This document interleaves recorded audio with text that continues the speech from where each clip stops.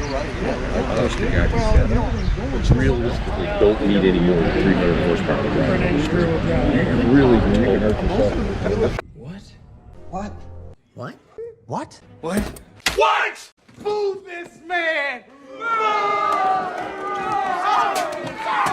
Good morning, guys. Today we're going to show you some of the things that we got for Klaus in a trade, and we're going to do a little cruising. But first we're going to stop at a Cars and Coffee that's local to us right now, because we drive Klaus all the time. We don't necessarily record it all. Figure we need to start recording it more, because like the other day we had a nice axle brake and it completely sheared it. Like, that looks like a machine cut it off. And we got a few little goodies.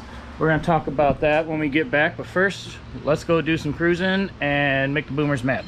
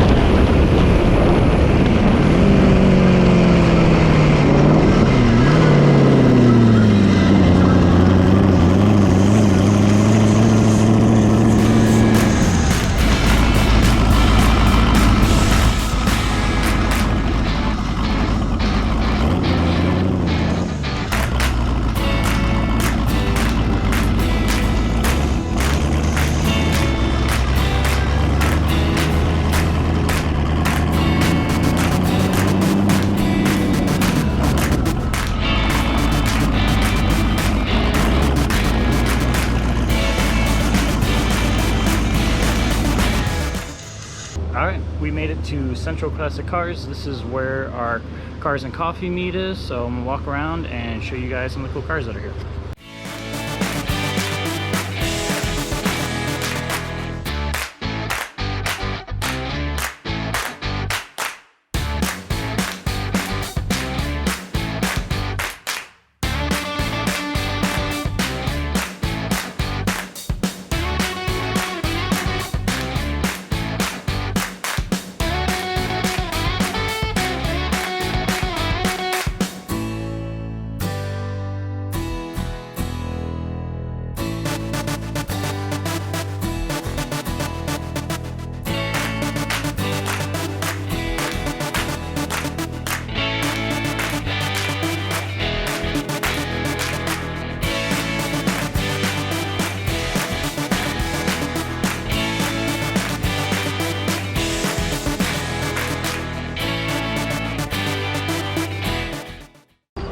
Probably mention, this is primarily for classic cars and high-end sports cars.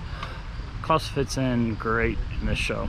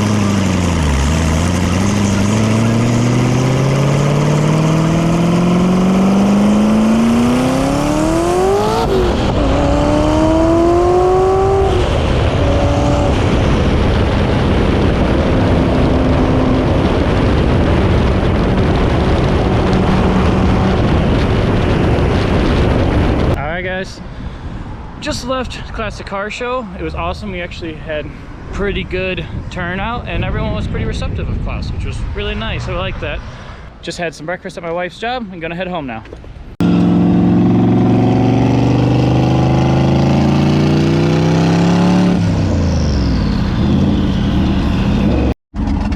Well, just saw an accident right in front of me. Let's see if we can get around it.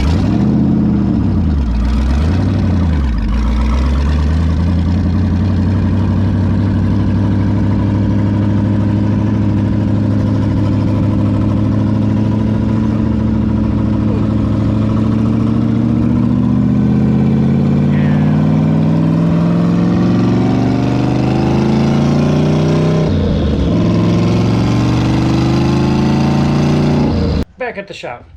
I had a customer car over here I had to take care of, clean some injectors, and odd and end things. That's why clothing changed. Klaus is back, still doing good. And now it's time for the goodies that we got. Had to replace the axle the other day. Did a little roll racing on the street and downshifted into first and like gunned it on the radials, and it completely sheared this axle. And these were the upgraded M31s that we got. And like, look at that. This is like a machine brake.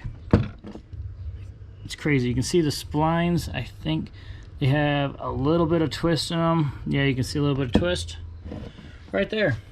Broke right off in it, pulled it out, and put in another one. But here, it's time for the goodies that we got. We got a Holley 1800 is what they're calling it. Yeah, 1800. This is good for what they say, 180 gallons per hour. It's massive. Should make the, or should provide enough fuel for the power we're making. You can wire this in so that way we have one pump on, and then it'll turn on a second pump, which is really what we need, so that way the fuel is not getting overheated. It's not incredibly hot. Got a bunch of line. Then we got some of the Micron filters. This is the 100, so this would be the post pump, and then the 10 is the pre-pump. Fittings go with it. Then we got this fuel cell with a fuel sender in it, which is great. This is awesome.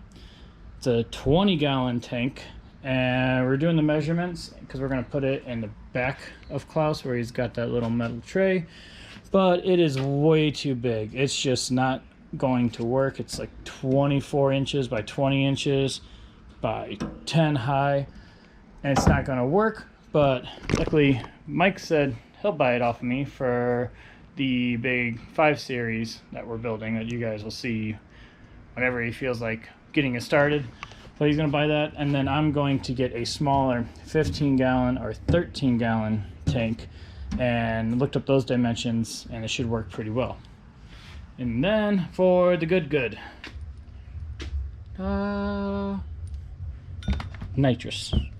Yeah, so we have a Zex Blackout wet nitrous kit, which is pretty awesome. Comes with this little controller right here, all these hoses, clamps, wirings for it, arming switches, then a bunch of lines for it, instructions, all the goodies.